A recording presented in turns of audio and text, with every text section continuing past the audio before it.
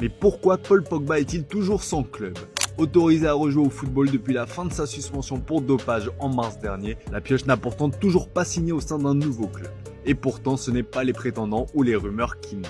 En France, son nom a souvent été associé à l'OM, mais son trop gros salaire a fait capoter l'opération. Selon nos infos, le champion du monde 2018 avait aussi été proposé à l'AS Monaco. À l'étranger, le joueur de 32 ans garde une belle cote. Des clubs de Saudi Pro League et de MLS lui font les yeux doux, mais Pogba a un objectif en tête, trouver un projet sérieux qui lui permettra de retrouver l'équipe de France en vue du mondial 2026. En attendant, Pogba continue à poster sur ses réseaux sociaux des vidéos de lui en train de s'entraîner, seul ou accompagné.